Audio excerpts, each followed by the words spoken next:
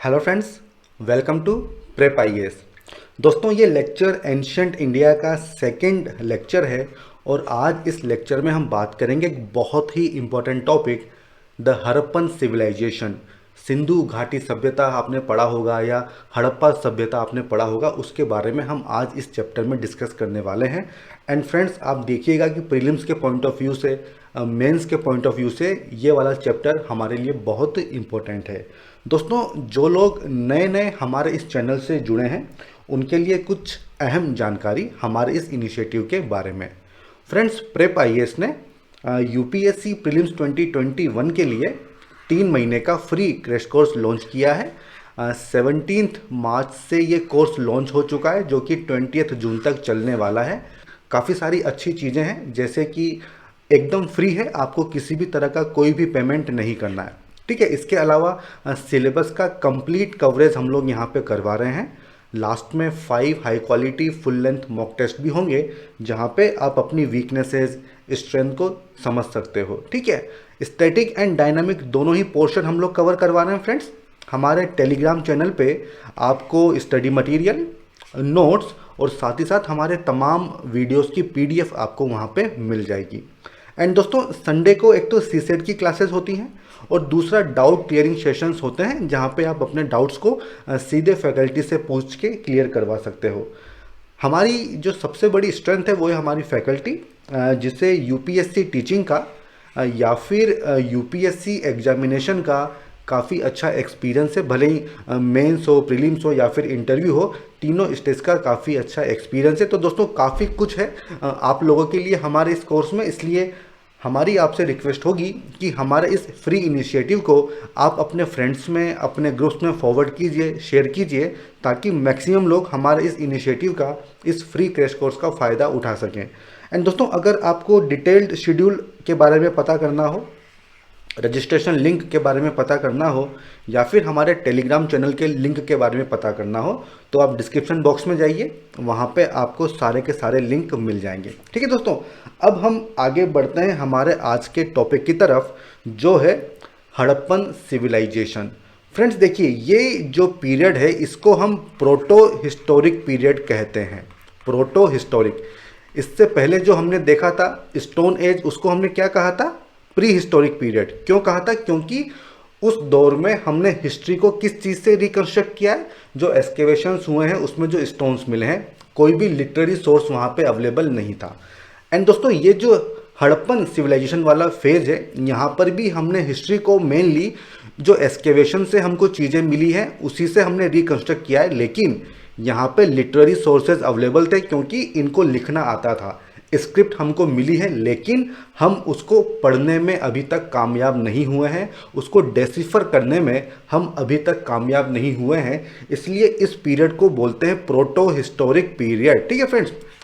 अब दोस्तों, 1921 में, ठीक है, हड़प्पा और मोहनजोदारो, इनके एक्सकेवेशंस होते हैं और तब हमें पता चलता है कि कितनी बड़ी सभ्यता इस एरिया में फैली हुई थी पुराने ज़माने में, एंशियंट इंडिया में। एंड दोस्तों, क्योंकि ये जो सिविलाइजेशन थी ये इंडस वैली में मिली थी शुरुआत में, हड़प्पा और मोहनजोदारो की अगर हम बात करें तो इसको इंडस सिविलाइजेशन भी कहा जाता था। एंड दोस्तों, कुछ लोगों का ऐसा मानना है कि हड़प्पन सिविलाइजेशन का फोकस इंडस नदी न होके सरस्वती रिवर था, इसलिए कुछ इसको इंडस सरस्वती सिविलाइजेशन भी कहते हैं। तो आपको जो है कंफ्यूज नहीं होना है। ठीक है फ्रेंड्स, तो ये तो था एक डायमेंशन। अब दोस्तों, अगर हम टाइम पीरियड की बात करें तो जो मैच्योर हड़प्पन सिविलाइजेशन थी वो 2600 से लेके 1900 बीसीई के बीच में थी। दोस्तों, ये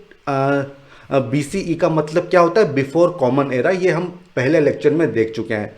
दोस्तों देखिए, हम जितनी भी यहाँ पे बात करेंगे हड़प्पन सिविलाइजेशन की, तो हम केवल मैच्योर पीरियड की ही बात करेंगे। अगर हम और डिटेल में बात करें तो जो 3500 से 2600 का जो पीरियड था उसको हम अर्ली हड़प्पन फेज कहते हैं। ठीक है। 2600 से 1900 का जो फेज था उसको हम मैच्योर हड़प्पन फेज कहते हैं, और 1900 से 1300 का जो टाइम पीरियड था उसको हम लेट हड़प्पन फेज कहते हैं। दोस्तों, इसका मतलब क्या है? थोड़ा हम इसको डिटेल में समझते हैं। फ्रेंड्स आप जानते हैं कि जब भी हम एक्सकेवेशन करते हैं तो उसको लेयर वाइज करते हैं, ठीक है। तो मान लीजिए कि 3 लेयर में एक्सकेवेशन किए जा रहे हैं, ठीक है फ्रेंड्स। ये मैं आपको ऐसे ही एक रफ एग्जांपल दे रहा हूँ ताकि आप अर्ली, मैच्योर और लेट फेज को समझ सकें। अब दोस्तों मान लीजिए कोई एक फैमिली है जो कि एक साइट पे आके रहना स्टार्ट करती है और कुछ पॉट्स, मतलब समझ लीजिए घड़े, पॉट्स का वो यूज करना स्टार्ट करती है, ठीक है। और जब पॉट्स खराब हो जाते हैं या टूट जाते हैं तो उसको फेंक देती है, ठीक है। तो जब हम एक्सकेवेशन वहाँ पे करते हैं तो हमको कुछ उसके पार्ट्स मिलते हैं। मान लीजिए कि हमको कुछ 100 ऑब्जेक्ट्स यहाँ पे मिलते हैं और सब सेम तरह के हैं, वही हमको घड़े यहाँ पे मिलते हैं, ठीक है फ्रेंड्स। उसके बाद दूसरी लेयर में फ्रेंड्स हमको मान लीजिए कि 10,000 10,000 इसी तरह के ऑब्जेक्ट्स मिलते हैं। और जो तीसरी लेयर है, ठीक है, जो सबसे ऊपर वाली लेयर है, मान लीजिए उसमें हमको 50 ही इस तरह के ऑब्जेक्ट मिलते हैं, ठीक है दोस्तों। तो इससे हम क्या कह सकते हैं कि जो सबसे पहले जो लोग आए थे उन्होंने कुछ चीज़ स्टार्ट की थी, वो थी अर्ली फेज। फिर वो फेज मैच्योर होती है, ज़्यादा से ज़्यादा लोग उसी तरह के एक्टिविटीज़ को फॉलो करते हैं, उसको हम बोलते हैं मैच्योर फेज। और फिर तीसरा आता है डिक्लाइनिंग फेज, जब उस तरह की एक्टिविटीज़ खत्म हो जाती हैं। और ये हमको सबसे ऊपर मिलेगा जब भी हम एक्सकेवेशन करेंगे, ठीक है दोस्तों। तो ये ए, बी और सी अगर इसको हम लेयर बोलें तो ए जो लेयर होगी वो वो अर्ली हड़प्पन फेज होगी, ठीक है। जो बी लेयर होगी वो मैच्योर फेज होगी और जो सी लेयर है वो कौन सी होगी, लेट हड़प्पन फेज होगी। एंड दोस्तों आई होप इस चीज को आप समझ गए होंगे, ठीक है फ्रेंड्स। अब दोस्तों अगर हम हड़प्पन सिविलाइजेशन की बात करें तो जितना भी हमें इसके बारे में पता है वो हमने आर्कियोलॉजी से सीखा है। जितने भी एक्सकेवेशन हुए हैं उसमें हमको एविडेंस मिले हैं और ये चीज़ पता चलती है कि उस समय की जितनी भी कंटेम्प्रेरी सिविलाइजेशन थी, जैसे कि मेसोपोटामिया, उनमें से सबसे बड़ी ये सिविलाइजेशन थी। और दोस्तों हमने पिछले लेक्चर में देखा था कि जो कैल्कोलिथिक कल्चर था वो इसके बाद में आया था, मतलब हड़प्पन सिविलाइजेशन उसके पहले ही हो जाती है। लेकिन अगर हम कंपेयर करें तो हड़प्पन सिविलाइजेशन काफ़ी बड़े लेवल पे थी और काफ़ी डेवलप्ड थी, ठीक है फ्रेंड्स। तो ये बहुत इंपॉर्टेंट है। और इसका एरिया कहाँ था, जो हमारा नॉर्थ वेस्टर्न इंडियन सब कॉन्टिनेंट है वो इसका एरिया था। हम इसको डायग्राम में भी देखेंगे। दोस्तों अगर हम बात करें तो आज की डेट में 250 से ज़्यादा हड़प्पन साइट्स हमको मिल चुके हैं। दोस्तों इसको सबको हड़प्पन साइट्स क्यों बोलते हैं, क्योंकि सेम तरह का कल्चर हमको यहाँ पे देखने को मिलता है, ठीक है, इसलिए इनको हड़प्पन साइट्स हम लोग कहते हैं। लेकिन इनमें 6 सिटीज़ काफ़ी फेमस हैं, ठीक है। सबसे इंपॉर्टेंट कौन सी थी, हड़प्पा और मोहनजोदारो। इसके अलावा चूहूदारो, लोथल जो कि गुजरात में है, कालीबंगन जो कि राजस्थान में है और बनवाली जो कि हरियाणा में है, ये भी इंपॉर्टेंट सिटी सेंटर्स हुआ करते थे। फ्रेंड्स इस मैप में हम सारी की सारी इंडस वैली सिविलाइजेशन को देख सकते हैं, जैसे कि लोथल जो कि गुजरात में है, धोलाविला ये भी गुजरात में है, सुरकाताड़ा ये भी गुजरात में है, यहाँ पे चूहूदारो हम लोग देख सकते हैं, मोहनजोदारो हम लोग देख सकते हैं, कोट डिजी हम लोग देख सकते हैं, देन हड़प्पा यहाँ पर है, कालीबंगन राजस्थान में है, देन बानावली हरियाणा। तो ये सभी साइट्स हमारे लिए इंपॉर्टेंट है। इस पर डायरेक्ट क्वेश्चन पूछे जा सकते हैं कि ये साइट इनमें से कौन सी साइट इंडस वैली साइट थी या नहीं थी, इस तरह के सवाल पूछे जा सकते हैं, ठीक है फ्रेंड्स। अब दोस्तों हमने इनका ज्योग्राफिकल एक्सटेंट देख लिया है कि नॉर्थ वेस्टर्न पोर्शन में ये थी। अब इन सिविलाइजेशन में कुछ खास बातें हमको देखने को मिलती है और सबसे खास बात थी यहाँ की टाउन प्लानिंग और जो यहाँ पे स्ट्रक्चर्स यूज किए गए थे। दोस्तों बहुत इंपॉर्टेंट है फ्रेंड्स। देखिए इससे मेंस में भी क्वेश्चन पूछा जा सकता है। सवाल क्या पूछा जाएगा कि किस तरह से हड़प्पन सभ्यता में जो चीज़ें हुआ करती थी उसको आज भी हम लोग यूज कर रहे हैं। तो इस माइंडसेट से आपको चीज़ों को समझना होगा फ्रेंड्स। टाउन प्लानिंग को समझने के लिए पहले हम ये वाला डायग्राम देखेंगे। दोस्तों ये मोहनजोदारो जो सिटी थी उसका एक मैप है फ्रेंड्स। देखिए इस मैप से हमको काफ़ी कुछ चीज़ें समझ में आएंगी और हम इसको इंटरप्रेट करने की यहाँ पे कोशिश करते हैं। दोस्तों देखिए सबसे पहले तो हमको ये चीज़ दिख रही है कि ये जो भी एरिया है, जो भी टाउन है, इसको 2 पार्ट्स में डिवाइड किया गया है।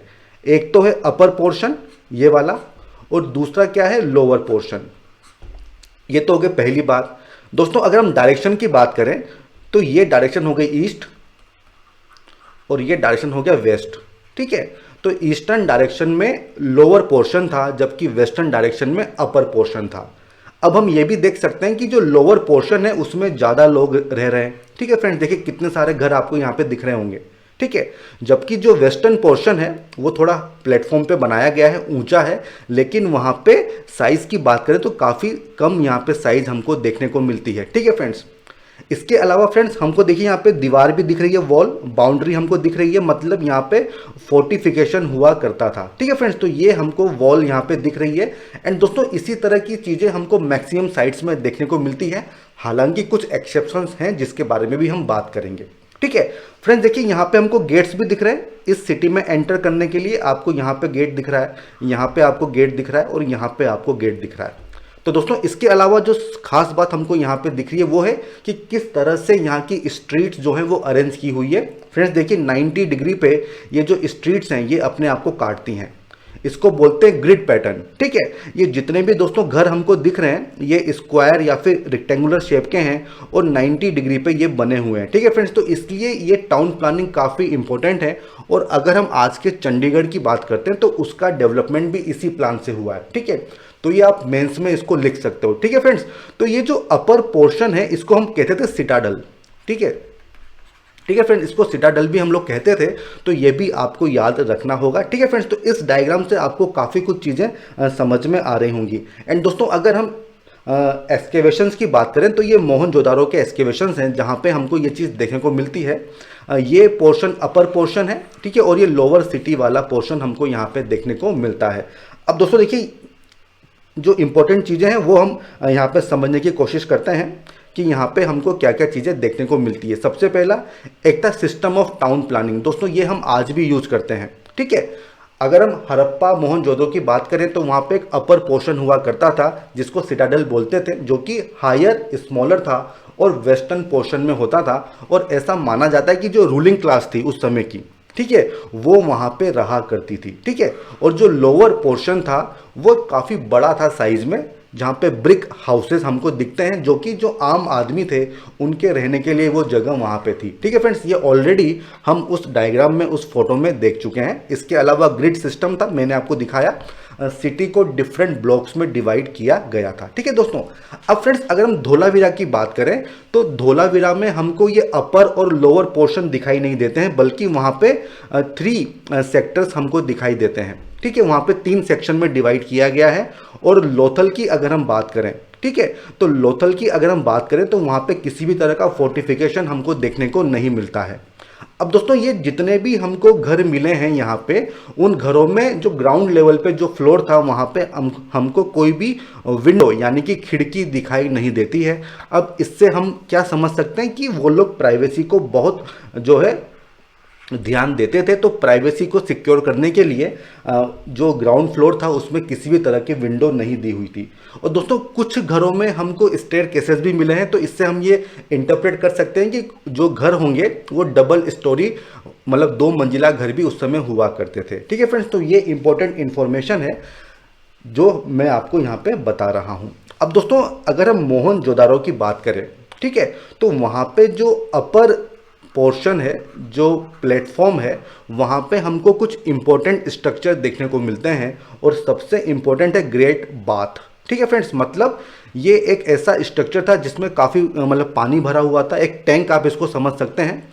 और इस टैंक के चारों ओर कपड़े चेंज करने के लिए रूम्स बने हुए थे। फ्रेंड्स इस डायग्राम में आप देख सकते हैं ये जो एरिया है इसको हम ग्रेट बाथ कह रहे हैं। ठीक है फ्रेंड्स, देखिए नीचे उतरने के लिए इसमें स्टेयर केसेस दिए हुए हैं और यहाँ पे आपको चेंजिंग रूम्स यहाँ पे आपको दिख जाएंगे। ठीक है फ्रेंड्स, तो इस एरिया की हम बात कर रहे हैं। फ्रेंड्स देखिए इसका अगर आप फ्लोर देखेंगे तो इस फ्लोर पे ब्रिक की लाइनिंग की हुई है। जो ईंटें हैं, जो बर्न्ड ब्रिक्स होती थी, पकी हुई जो ईंटें होती थी, उसको यहाँ पे लगाया गया था ताकि पानी का रिसाव यहाँ पे ना हो। ठीक है फ्रेंड्स, तो देखिए कितना ज़्यादा दिमाग वो लोग लगाते थे। तो दोस्तों इस डायग्राम से आप इसको अच्छे से समझ पाओगे। ठीक है फ्रेंड्स, इसके अलावा प्लास्टर की कोटिंग यहाँ पे की हुई थी और इस टैंक को वाटर टाइट बनाने के लिए तार की लेयर यहाँ पे बिछाई गई थी। ठीक है फ्रेंड्स, और इसका पर्पस क्या था? Ritual bathing. आज भी धार्मिक क्रियाओं में स्नान नहाने वाली प्रथाएं होती हैं, तो हम देखते आ रहे हैं कि उस समय से चली आ रही थी। दोस्तों इसके अलावा मोहनजोदारो में हमको एक ग्रेनरी भी मिलती है जो वहाँ की लार्जेस्ट बिल्डिंग होती है। और दोस्तों ये सभी सिटाडेल पे ही है, जो अपर पोर्शन था वहीं पे हमको ये स्ट्रक्चर मिलते हैं। इसकी साइज़ दोस्तों देखिए कितनी बड़ी इसकी साइज़ थी, 45 मीटर बाय 15 मीटर की ये साइज़ थी। और इसका काम क्या था, ग्रेनरी का, यहाँ पे जो ग्रेन्स होते थे उनको यहाँ पे लाके रखा जाता था।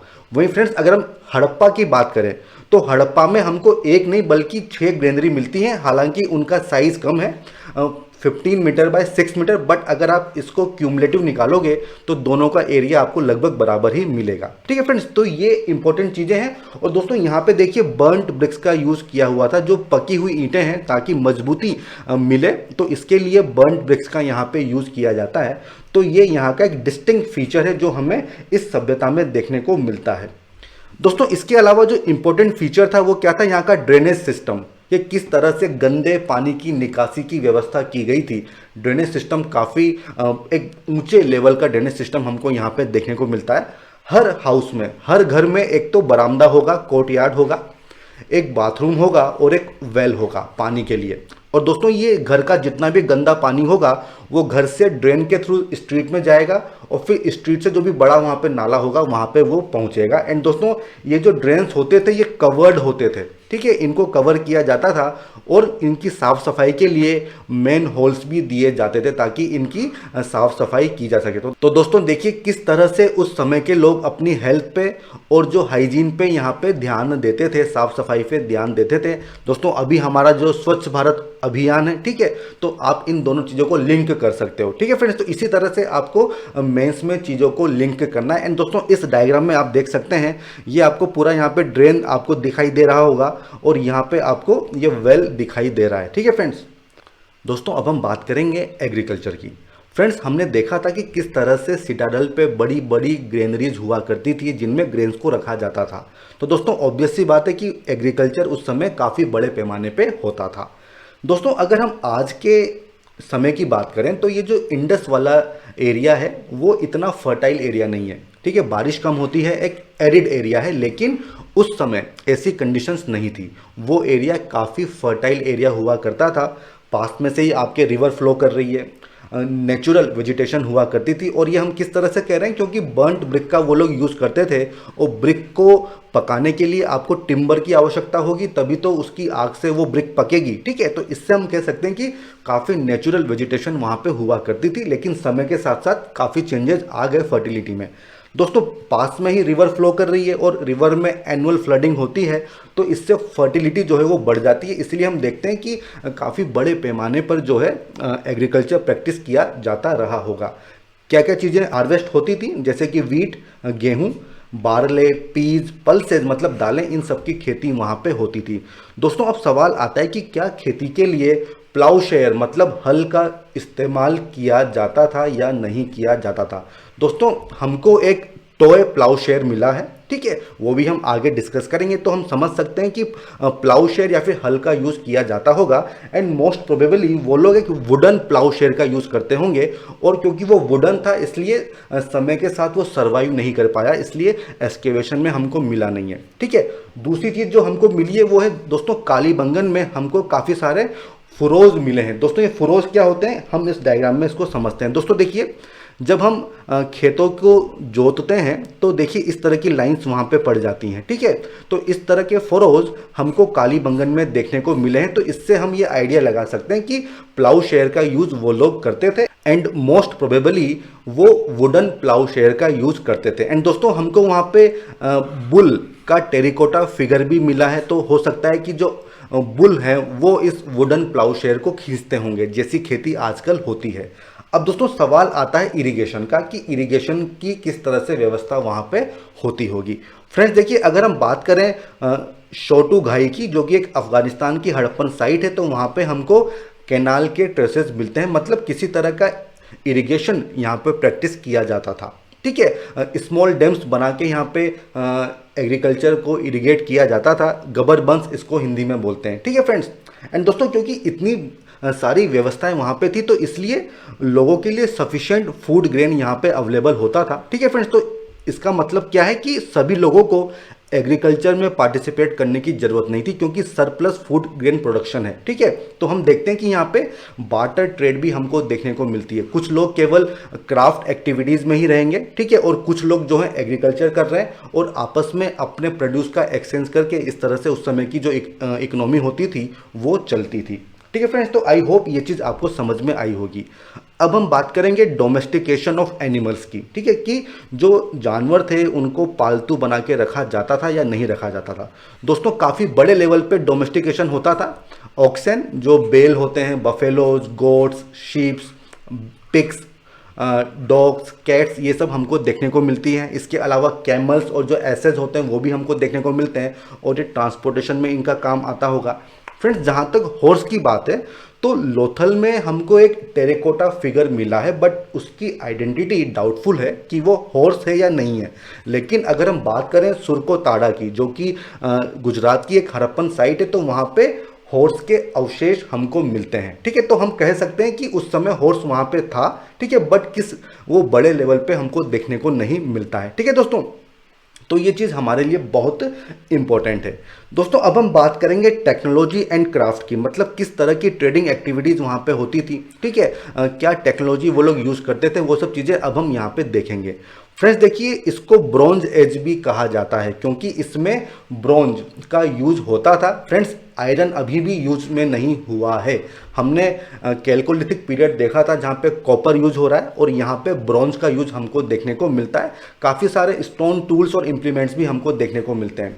फ्रेंड्स देखिए, ब्रॉन्ज किस तरह से बनता है, जब हम टिन में कॉपर को मिक्स करते हैं, ठीक है, उससे हमको ब्रॉन्ज मिलता है। एंड दोस्तों ये कॉपर और टिन दोनों ही इस एरिया में नहीं मिलते थे, इसलिए इतने बड़े लेवल पे हमको ब्रॉन्ज का यूज नहीं दिखता है। ठीक है, कॉपर कहाँ से आता था, खेतरी जो कि राजस्थान में एक माइंस है, बलूचिस्तान, यहाँ से कॉपर आता था। और टिन कहाँ से आता था, बिहार में हजारीबाग एंड अफगानिस्तान से। तो दोस्तों देखिए, लॉन्ग डिस्टेंस जो है ट्रेवल यहाँ पे होता होगा, ट्रेडिंग होती होगी, तो ये इंटरप्रेट हम यहाँ से कर सकते हैं। एंड दोस्तों जितने भी ब्रॉन्ज के टूल्स मिले हैं उसमें टिन की परसेंटेज हमको काफ़ी कम मिलती है। इसके अलावा किस तरह के लोग वहाँ पे काम करते थे, हमको ब्रॉन्ज स्मिथ मिले हैं, ठीक है, वीवर्स मिले हैं जो कपड़े बनाने का काम करते हैं, क्योंकि इतने बड़े लेवल पे हमको ब्रिक वर्क देखने को मिला है, मतलब मेसन्स वहाँ पे होंगे। एंड दोस्तों बोट मेकिंग का काम भी होता था, हमको कुछ सील्स मिली हैं जहाँ पे बोट्स का डायग्राम वहाँ पे बना हुआ है। ठीक है फ्रेंड्स, इसके अलावा कुछ लोग टेरेकोटा फिगर्स बनाते होंगे। दोस्तों टेरेकोटा क्या होता है, जो बर्न्ट क्ले के टॉयज बनते हैं या उससे जो आइटम बनते हैं उसको टेरेकोटा कहते हैं। सील मेकिंग वाले लोग होंगे, गोल्ड स्मिथ होंगे। ठीक है दोस्तों, तो इस तरह की एक्टिविटीज़ लोग परफॉर्म करते थे। कुछ लोग पॉटरी बनाते थे, जैसे मान लीजिए मिट्टी का घड़ा बना दिया। कुछ लोग बीड मेकिंग, जो गले में लोग मोतियों की माला पहनते थे, वो सब बनाते थे। ठीक है फ्रेंड्स, तो ये सब एक्टिविटीज़ उस समय लोग किया करते थे।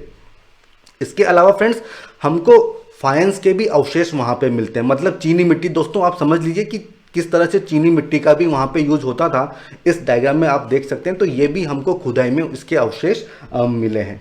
फ्रेंड्स अब हम बात करेंगे ट्रेडिंग एक्टिविटीज़ की। दोस्तों जो हड़प्पन साइट्स थी वहाँ पे रॉ मटेरियल इतने बड़े लेवल पे अवेलेबल नहीं था। ठीक है, तो इसकी पूर्ति करने के लिए ट्रेडिंग की जाती थी। इसके एविडेंस हमको मिले हैं, वो हम इस स्लाइड में देखेंगे। फ्रेंड्स हमको किसी भी तरह की करेंसी का कोई भी एविडेंस नहीं मिला है, मीन्स वहाँ पे बार्टर ट्रेड होती थी। मीन्स जो फूड ग्रेन्स हैं उनको एक्सचेंज किया जाता था फिनिश्ड गुड्स के बदले। एंड दोस्तों हमको बोट्स के भी सिंबल मिले हैं, जो नाव होती है उसके सिंबल मिले हैं। हमको बुलक कार्ट्स के भी एविडेंस मिले हैं। आप देखिए ये टेरेकोटा फिगर मिला है, जो कि एक बुलक कार्ट का एक टेरेकोटा फिगर है। तो हम समझ सकते हैं कि किस तरह से लॉन्ग डिस्टेंस ट्रेवल यहाँ पे हुआ करता था। राजस्थान, अफगानिस्तान, ईरान, जहाँ पे रॉ मटेरियल मिलता था उससे कमर्शियल लिंक होने के भी एविडेंस हमको मिलते हैं। फ्रेंड्स जो उस समय की कंटेम्प्रेरी सिविलाइजेशन थी मेसोपोटामिया, वहाँ पे हड़प्पन सील्स मिली हैं। तो इससे हम ये समझ सकते हैं कि जो मेसोपोटामिया के लोग थे और जो हड़प्पा के लोग थे, इनके बीच में किसी तरह का कॉन्टैक्ट था। इस चीज़ को हम यहाँ से समझ सकते हैं। एंड दोस्तों क्योंकि देखिए मेसोपोटामिया में भी स्क्रिप्ट का उन्होंने यूज़ किया था और उस स्क्रिप्ट को डेसिफर किया जा चुका है, तो वहाँ पर कुछ वर्ड्स का यूज़ किया गया है, जैसे कि मेलुहा। ठीक है, तो हम ये मानते हैं कि मेलुहा का मतलब ये इंडस वैली सिविलाइजेशन की ही ये लोग बात कर रहे हैं। इसके अलावा दो और इंटरमीडिएट ट्रेडिंग स्टेशंस की बात वहाँ पे हो रही है, एक तो है दिलमुन और दूसरा है माकन। फ्रेंड्स, इस डायग्राम में आप समझ सकते हैं ये अरेबियन सी है, ये मेलुहा जो कि इंडस वैली सिविलाइजेशन है, देन मगन एंड दिलमुन, उसके बाद आता है मेसोपोटामिया। तो ये सब चीज़ें वहाँ पे मेंशन की हुई है। एंड दोस्तों ऐसा मानना है कि जो दिलमुन है वो क्या है, बहरीन है, और माकन क्या है, ओमान है। ठीक है फ्रेंड्स, तो ये सब चीज़ें हमको पता चलती हैं कि किस तरह से ट्रेडिंग एक्टिविटीज़ हुआ करती थी। कुछ इंपॉर्टेंट सेंटर्स थे जैसे कि लोथल, ये कहाँ पे था फ्रेंड्स, ये था गुजरात में। और ये किस चीज़ का इंपॉर्टेंट सेंटर था, स्टोन मेकिंग का, शेल मेकिंग का और मेटल मेकिंग का ये इंपॉर्टेंट सेंटर हुआ करता था। एंड दोस्तों देखिए, क्योंकि बोट्स अवेलेबल होती थी और ये कोस्टल एरिया हुआ करता था लोथल, तो यहाँ से दूसरी जगह ट्रेडिंग हुआ करती थी। इसके अलावा और भी इंपॉर्टेंट साइट्स थी। फ्रेंड्स देखिए, ये एक सील मिली है जहाँ पे हमको बोट की डिज़ाइन यहाँ पे मिली है, मतलब वो लोग बोट से भी वो परिचित थे, इसलिए हम कहते हैं कि बोट के माध्यम से भी वहाँ पे ट्रेडिंग हुआ करती थी। इसके अलावा दोस्तों नागेश्वर और बालाकोट, ये भी दो साइट हैं जो इंपॉर्टेंट सेंटर थे जहाँ पे शेल हमको मिलता था। ठीक है फ्रेंड्स, शेल जो कि समुद्र किनारे ज़्यादा मिलता है। इसके अलावा अफगानिस्तान की जो साइट थी शोटुगई, वहाँ पे लापिस लजूली मिलता है। फ्रेंड्स, ये जो डायग्राम में आप देख रहे हैं ये लापिस लजूली है, ये ब्लू कलर की मेटामॉर्फिक रॉक होती है। ठीक है, इसको जेम्स के रूप में यूज़ किया जाता है। इसके अलावा चूहूदारो, ये भी एक हड़प्पन साइट्स थी। ये दोस्तों ये साइट्स बहुत इंपॉर्टेंट है चूहूदारो, क्योंकि यहाँ पे काफ़ी बड़े पैमाने पे क्राफ्ट प्रोडक्शन किया जाता था, भले ही वो बीड मेकिंग हो, मेटल वर्किंग यहाँ पे होती थी, सील मेकिंग यहाँ पे होती थी, जो वेट मेकिंग्स होते थे वो सब यहाँ पे एक्टिविटीज़ हमको देखने को मिलती है। इसलिए चूहूदारो बहुत इंपॉर्टेंट है फ्रेंड्स, इस पे सवाल पूछे जा सकते हैं। दोस्तों देखिए, यहाँ पे ये जो सील है ये टिपिकल मेसोपोटामिया की सील है जो हमको मिली है, ये जो सिलेंड्रिकल सील है। एंड दोस्तों ये जो दूसरी सील है आप देखिए, इसमें बुल को दिखाया गया है। और दोस्तों इस तरह की सील्स इंडस वैली में यूज होती थी, तो इससे हम समझ सकते हैं कि किसी तरह का कांटेक्ट इन दोनों के बीच में था। ठीक है, तो यहाँ से हमने इंटरप्रेट किया है कि मेसोपोटामिया और जो हड़प्पन सिविलाइजेशन के लोग थे उनका आपस में कांटेक्ट रहा होगा। दोस्तों अब हम बात करेंगे पॉलिटिकल ऑर्गेनाइजेशन की। दोस्तों देखिए, किस तरह की पॉलिटिकल ऑर्गेनाइजेशन रही होगी, किसका रूल था, ये कह पाना बहुत मुश्किल है, इसका हमको कोई भी आइडिया नहीं है। ठीक है, क्योंकि जो स्क्रिप्ट हमको मिली है उसको हम डेसिफर नहीं कर पाए हैं, और जिस तरह के एविडेंसेस हमको मिले हैं उससे ये पता लगाना बहुत मुश्किल है कि कौन वहाँ पे रूल करता था।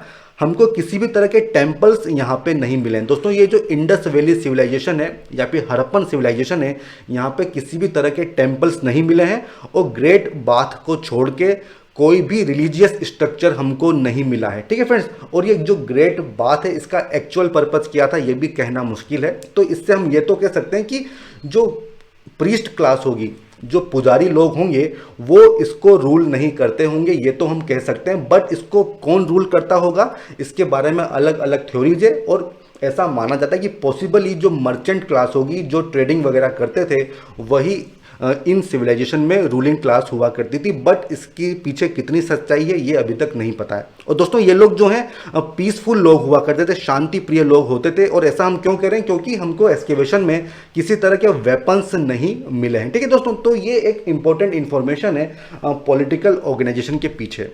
दोस्तों अब हम बात करेंगे रिलीजियस प्रैक्टिसेस के बारे में, मतलब किस तरह की धार्मिक प्रक्रियाएं वो लोग अपनाते थे। फ्रेंड्स, एक्सकेवेशन में मदर गॉडेस का टेरेकोटा फिगर हमको मिला है, वो आप इस डायग्राम में देख सकते हैं। एंड दोस्तों इनके एम्ब्रायो से एक प्लांट को ग्रो करता हुआ दिखाया गया, मतलब वो इसको फर्टिलिटी की गॉडेस के रूप में पूजते थे, गॉडेस ऑफ अर्थ के रूप में इसको पूजा जाता था। अब दोस्तों ये सोसाइटी मैट्रियार्चल थी, मातृसत्ता वाली थी या नहीं थी, इसके बारे में कहना मुश्किल है, हमको इस तरह के एविडेंस नहीं मिले हैं। लेकिन दोस्तों मोहनजोदारो में हमको एक सील मिली है जिसको हम पशुपति सील के नाम से भी जानते हैं। इसमें देखिए दोस्तों क्या दिया हुआ है, इसमें एक व्यक्ति जो है वो योगी पोजीशन में बैठा हुआ है, देखिए आप इस सील में देख सकते हैं। ठीक है, और इसमें चारों तरफ कुछ एनिमल्स हैं, जैसे कि एलिफेंट हुआ, टाइगर हुआ, राइनो हुआ, बफेलो हुआ, और नीचे हमको 2 डियर भी देखने को मिलते हैं, और इसको हम लोग जानते हैं पशुपति महादेव सील के नाम से। अब दोस्तों इसका क्या कनेक्शन है ये कह पाना काफ़ी मुश्किल है। ठीक है, एक्सकेवेशन में काफ़ी सारे सिंबल्स मिले हैं जो कि फेलस और फीमेल सेक्स ऑर्गन, योनि और जो लिंग होते हैं उस तरह के सिंबल भी देखने को मिले हैं। तो हम कह सकते हैं कि फेलस वर्शिप वो लोग करते होंगे। बट दोस्तों कुछ भी चीज़ क्रिस्टल क्लियर यहाँ पे समझ में हमको नहीं आती है। अब दोस्तों इसके अलावा अगर हम बात करें ट्री एंड एनिमल वर्शिप की, ठीक है फ्रेंड्स, तो यहाँ पे दोस्तों वो लोग पीपल ट्री की वर्शिप करते थे, उसकी पूजा करते थे। और ये हम किस बिना पे कह रहे हैं, क्योंकि ये देखिए ये सील वहाँ पे मिली है और यहाँ पे पीपल के का जो ट्री है उसको यहाँ पे दिखाया हुआ है। एंड दोस्तों इसके अलावा जो सील्स हैं उस पर काफ़ी सारे एनिमल्स हमको देखने को मिलते हैं, जैसे कि बुल हुआ, टाइगर हुआ, एलिफेंट हुआ। तो हम कह सकते हैं कि वो लोग जो हैं एनिमल्स की भी पूजा करते थे। एंड दोस्तों देखिए जो हम्प्ड बुल है ये आज भी हमारे लिए काफ़ी इंपॉर्टेंट होता है। जब भी मार्केट में एक बुल आ जाता है तो सब लोग उसको रास्ता दे देते हैं, ठीक है। तो ये ट्रेडिशन तब से चली आ रही है, ठीक है फ्रेंड्स। तो हम ये कह सकते हैं कि उस जमाने के जो लोग थे वो भगवान की पूजा करते थे, बट किस रूप में?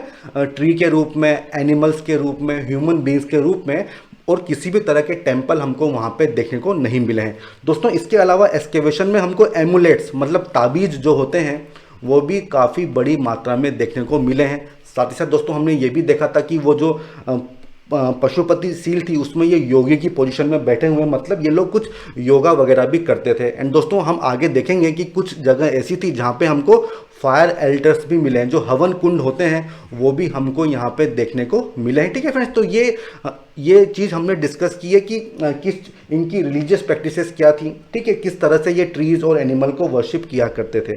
दोस्तों इसके अलावा हमको एक्सकेवेशन में वेट एंड मेजर्स भी मिले हैं, क्योंकि दोस्तों देखिए काफ़ी बड़े स्केल पे ट्रेडिंग होती थी। तो ये ऑब्वियस सी बात थी कि मेजरमेंट के लिए आपको वेट्स वगैरह तो बनाने होंगे। एंड दोस्तों यहाँ पे खास बात यह है कि जो भी हमको वेट्स मिले हैं वो सब 16 के मल्टीपल्स में है, ठीक है। या तो 16 होगा, 32 होगा या 64 होगा। एंड दोस्तों ये चीज़ हम आज भी देखते हैं, जो हमारा 16 आने होते थे वो 1 रुपया बनता था, ठीक है फ्रेंड्स। तो ये भी आप कनेक्ट कर सकते हो इंडस वैली सिविलाइजेशन को, जो हमारी प्रेजेंट कंडीशन है उसके साथ। दोस्तों अब हम बात करेंगे हड़प्पन पॉटरी की। फ्रेंड्स इस डायग्राम में आप देख सकते हैं कि ये जो पॉटरी है ये हमको हड़प्पन साइट से ही मिली है, ठीक है। जनरली डेकोरेटेड पोट्री हमको मिली है जहाँ पे ट्री की डिज़ाइन देखने को मिलती है, कुछ सर्कल्स वगैरह देखने को मिलते हैं, आदमियों की इमेज भी हमको देखने को मिलती है। रेड एंड ब्लैक पोट्री काफ़ी फेमस है जो हम यहाँ पे देख रहे हैं। एंड दोस्तों इसके अलावा कुछ परफोरेटेड पोट्रीज भी हमको मिली है एक्सकेवेशन में, जिसका डायग्राम आप यहाँ पे देख सकते हो। मतलब इसमें काफ़ी सारे छेद होंगे, तो हो सकता है कि किसी लिक्विड को सर्व करने के लिए इस पोट्री को बनाया जाता होगा। दोस्तों एक्सकेवेशन में हमको काफ़ी ऑर्नामेंट्स भी मिले हैं, आप इस डायग्राम में देख सकते हैं। फ्रेंड्स देखिए ये होती है बीड, ठीक है, डिफरेंट साइज और शेप की ये बीड होती है जो हमने इससे पहले डिस्कस की थी। और यहाँ पर भी आप देख सकते हैं कि बीड्स का ही यूज यहाँ पे हो रहा है ऑर्नामेंट्स में। दोस्तों ऑर्नामेंट्स को बनाने के लिए डिफरेंट ऑब्जेक्ट्स का यूज़ किया जाता था। बोन्स भी यूज होती थी, ठीक है, क्ले का भी यूज़ किया जाता था, कुछ जेम स्टोन्स का भी यूज़ किया जा रहा है, प्रीशियस मेटल्स का भी यूज़ किया जा रहा है। मतलब दोस्तों लोग अपनी इकोनॉमिक कंडीशन के हिसाब से ज्वेलरी को पहनते थे, मतलब किसी तरह की सोशल इनइक्वलिटी हमको वहाँ पे देखने को मिलती है। और अगर मैन और वुमेन दोनों की बात है तो दोनों ही लोग ऑर्नामेंट्स मतलब ज्वेलरी पहनते थे। और कुछ ऑर्नामेंट्स ऐसे हैं जो हमको केवल वुमेन के साथ ही मिले हैं, जैसे कि ईयरिंग्स हो गए, एंकलेट्स हो गए। फ्रेंड्स हमको डिफरेंट हेयर स्टाइल्स देखने को मिली है, डिफरेंट बियर्ड दाढ़ी की स्टाइल देखने को मिली है। तो हम ये कह सकते हैं कि उस ज़माने के जो लोग थे वो फैशन के प्रति काफ़ी कॉन्शियस हुआ करते थे। फ्रेंड्स अब हम बात करेंगे सील्स की। दोस्तों बहुत इंपॉर्टेंट है, लगभग 2000 से ज़्यादा सील्स हमको एक्सकेवेशन में मिली हैं। फ्रेंड्स देखिए आज भी हम लोग सील्स मतलब मोहर का यूज़ करते हैं, और उसका पर्पस क्या होता है? आइडेंटिटी को बताने के लिए कि इस पर्टिकुलर ऑब्जेक्ट का ओरिजिन कहाँ से है, उस चीज़ को बताने के लिए हम मोहर का यूज़ करते हैं। एंड दोस्तों वही पर्पज़ उस समय भी था, क्योंकि ट्रेडिंग होती थी तो ऑब्जेक्ट को आइडेंटिफाई करने के लिए कि इसका ओरिजिन कहाँ से है, इसलिए सील्स का यूज़ किया जाता होगा। दोस्तों देखिए ये सील्स किस चीज़ से बनती थी? मोस्टली जो हमको सील्स मिली हैं वो स्टेटाइट जो कि एक सोप स्टोन होता है उससे ये बनी हुई थी, ठीक है। लेकिन इसके अलावा भी डिफरेंट सील्स हमको देखने को मिलती हैं। फ्रेंड्स देखिए इन सील्स पे हमको बहुत सारे एनिमल्स के फिगर देखने को मिलते हैं, जैसे कि वन हॉर्न बुल जिसको हम यूनिकॉर्न भी कहते हैं, बफेलो, टाइगर, राइनो, गोट, एलिफेंट, इन सब के फोटोज़ हमको वहाँ पे देखने को मिलते हैं। लेकिन दोस्तों हमको काऊ का पिक्चर देखने को नहीं मिला है, हमको गाय का पिक्चर वहाँ पे नहीं मिला है। और जो एनिमल सबसे ज़्यादा हमको सील में देखने में आया है वो कौन सा है? यूनिकॉर्न। ठीक है फ्रेंड्स, तो ये यूनिकॉर्न था, तो इस पे भी सवाल पूछे जाते हैं। एंड दोस्तों अगर हम इसको थोड़ा और डीप में समझें तो जो हमारे हिंदू देवी देवता थे उनके जो व्हीकल्स थे वो यही सब तो एनिमल्स हुआ करते थे। जैसे कि अगर हम बुल की बात करें तो वो शिवा के व्हीकल थे, अगर हम लोयन की बात करें तो वो दुर्गा के थे, अगर हम बफेलो की बात करें तो वो यम के थे, अगर हम एलिफेंट की बात करें तो वो इंदिरा के व्हीकल माने जाते हैं। तो दोस्तों देखिए इस तरह से आप चीज़ों को कनेक्ट कर सकते हो कि किस तरह से जो इंडस वैली के लोग थे और जो आज की हमारा कल्चर है उसमें किस तरह से लिंकेजेस हुआ करते थे।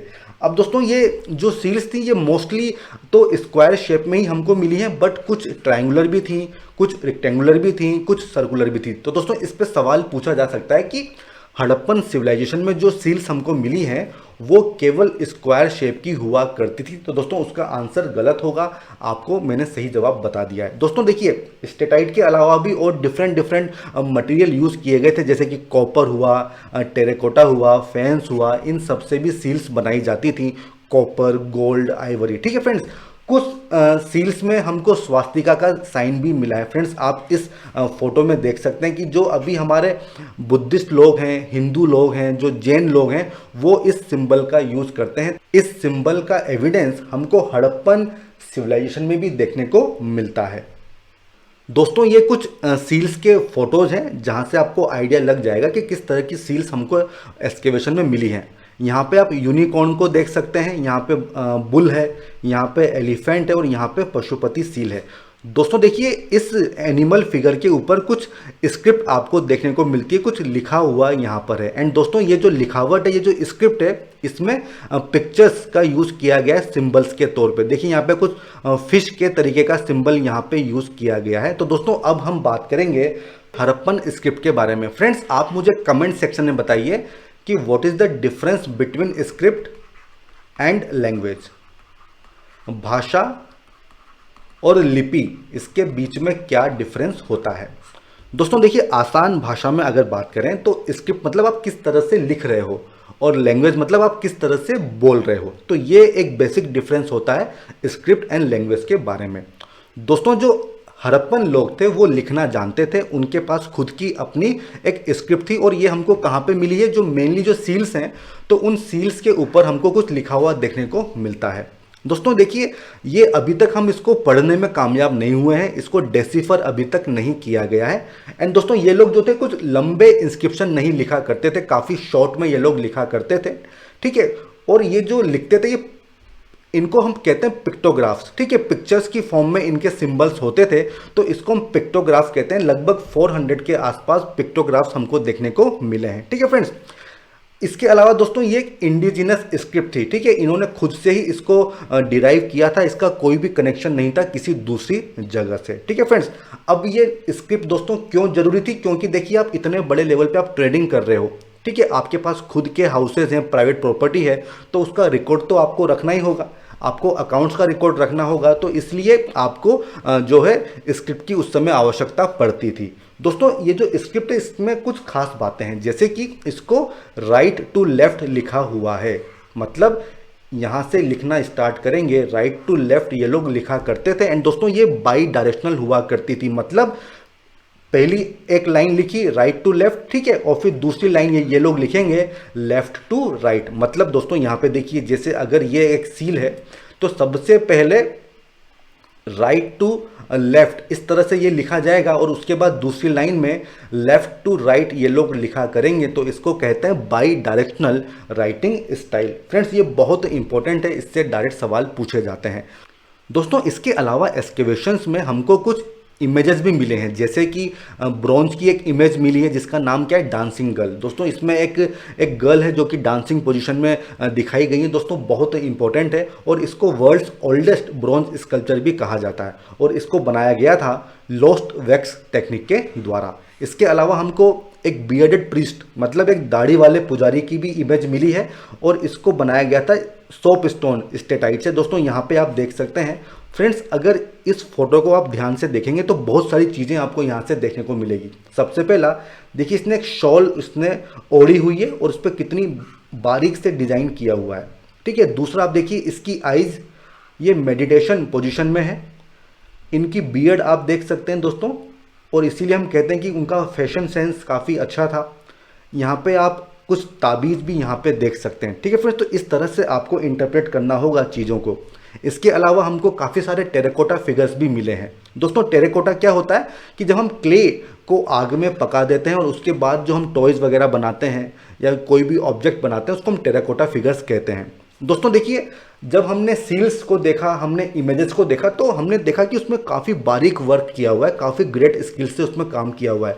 लेकिन जब हम टेराकोटा फिगर्स को देखते हैं तो वहाँ पे ये चीज़ हमको देखने को नहीं मिलती है, काफ़ी क्रूड वर्क वहाँ पे किया गया। तो दोस्तों यहाँ पे हम फिर से देख सकते हैं कि किसी तरह की एक इनइक्वलिटी थी वहाँ पे। जो अमीर लोग थे उनके आइटम्स अलग थे, जो गरीब लोग थे उनके आइटम्स अलग थे। ठीक है फ्रेंड्स, तो ये चीज़ हो गई। इसके अलावा दोस्तों अगर हम स्टोन की बात करें तो स्टोन में हमको कोई इतने बड़े लेवल पे कुछ आर्टिस्टिक वर्क देखने को नहीं मिलता है। तो हम ये कहते हैं कि जहाँ तक स्टोन की बात है तो ये सिविलाइजेशन काफ़ी पुअर उसमें हुआ करती थी। ठीक है, अब दोस्तों हम यहाँ पे डिफरेंट साइट्स को एक बार देखेंगे और उसमें हमको क्या क्या इंपॉर्टेंट चीज़ें मिली हैं एक्सकेवेशन में, वो हम यहाँ पे देखेंगे। दोस्तों इसी पे सवाल पूछे जाते हैं, हमें अच्छे से याद रखना होगा। सबसे पहला है हड़प्पा।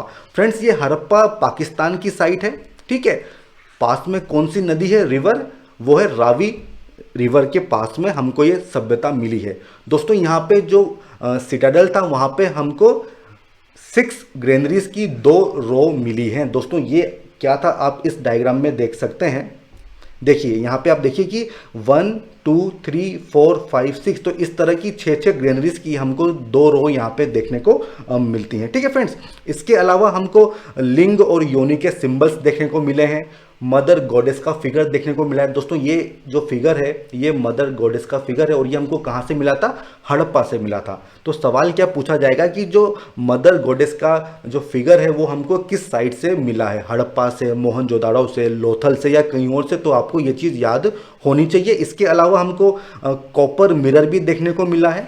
ठीक है, और एक रेड सैंड स्टोन का एक टोर्सो भी हमको देखने को मिला है। दोस्तों ये क्या होता है ये भी हम आपको अभी समझाते हैं। फ्रेंड्स देखिए, ये कॉपर का मिरर हमको मिला है और ये है मेल टोर्सो जो कि रेड स्टोन से बनाया गया है। फ्रेंड्स इसके अलावा यहाँ पे 2 सिमेट्रीज भी हमको देखने को मिली है जहाँ पे लोगों को दफनाया जाता था और उनको इन्होंने 2 नाम दिए थे। सबसे पहला है R37 और दूसरा है H। ठीक है फ्रेंड्स, तो ये सवाल पूछा जा सकता है कि R37 का मतलब क्या है। तो ये सिमेट्रीज थी जो कि हड़प्पन पीरियड से इनका संबंध हुआ करता था।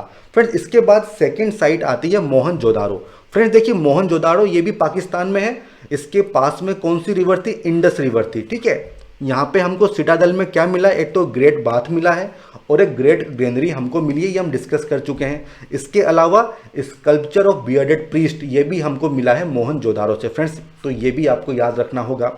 इसके अलावा डांसिंग गर्ल का ब्रोंज स्टेचू हमको मिला है। फ्रेंड्स इस डायग्राम में आप देख सकते हैं। एंड ये जो गर्ल है ये त्रिभंगा पोज में खड़ी हुई है। फ्रेंड्स ये इंपॉर्टेंट है हमारे लिए, त्रिभंगा पोज इसको कहते हैं।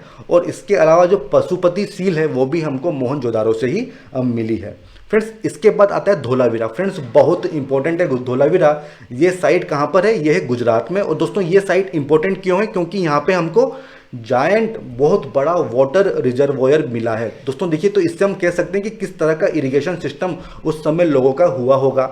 यहाँ पे हमको स्टेडियम मिला है, डैम्स मिले हैं, कुछ एम्बैंकमेंट्स भी हमको यहाँ पे देखने को मिलते हैं। दोस्तों इसके अलावा यहाँ पे हमको एक बहुत ही बड़ा इंस्क्रिप्शन भी मिला है जहाँ पे 10 बड़े साइज के साइंस वहाँ पे हमको देखने को मिलते हैं। फ्रेंड्स देखिए वो यहाँ पे आप देख सकते हो। और ऐसा माना जाता है कि जो एंट्री गेट होगा धोलावीरा का उसके ऊपर ये लगा होगा किसी तरह का कुछ एडवर्टाइजमेंट बोर्ड ये हो सकता है। तो इस तरह से डिफरेंट इंटरप्रिटेशन इसकी होती हैं।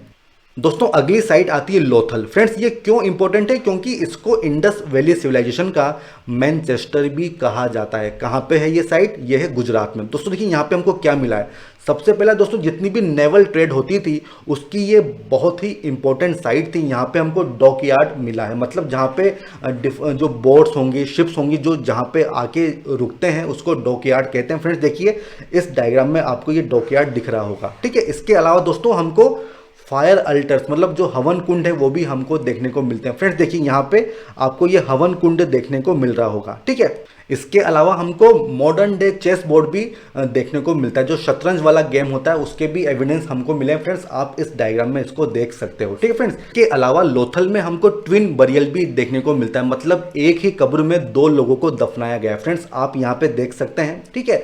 तो अगर सवाल पूछा जाता है कि ट्विन बरियल किस साइट पे मिला है तो आपका जवाब होगा लोथल, ये भी काफ़ी इंपॉर्टेंट इंफॉर्मेशन है। अगली साइट है राखी ग्रही जो कि हरियाणा में है फ्रेंड्स। दोस्तों ये जो साइट है ये सबसे बड़ी इंडस वैली सिविलाइजेशन की साइट है, तो ये बहुत इंपॉर्टेंट है, इस पर सवाल पूछा जा सकता है। देन अगली साइट आती है रोपर में जो कि पंजाब में हमको देखने को मिलती है। दोस्तों इसके अलावा राजस्थान में दो साइट्स हैं, एक तो बालाथल और है कालीबंगन, ये भी फेमस साइट्स हैं। क्यों फेमस है? क्योंकि यहाँ पे हमको बैंगल फैक्ट्री जो चूड़ी बनाने वाली फैक्ट्री है वो हमको यहाँ पे देखने को मिलती है। कुछ फायर एल्टर्स हवन कुंड भी हमको यहाँ पे देखने को मिलते हैं फ्रेंड्स। इसके अलावा नेक्स्ट साइट है सुरकोताड़ा जो कि गुजरात में है। और दोस्तों ये क्यों फेमस है हम ऑलरेडी डिस्कस कर चुके हैं। यहाँ पे हमको हॉर्स की बोन्स हमको मिली है, जो घोड़ा होता है उसकी हड्डियों के अवशेष हमको यहाँ पे मिले हुए हैं। अगली साइट है बानावाली, दोस्तों बहुत इंपॉर्टेंट है, ये कहाँ पर है? हरियाणा में।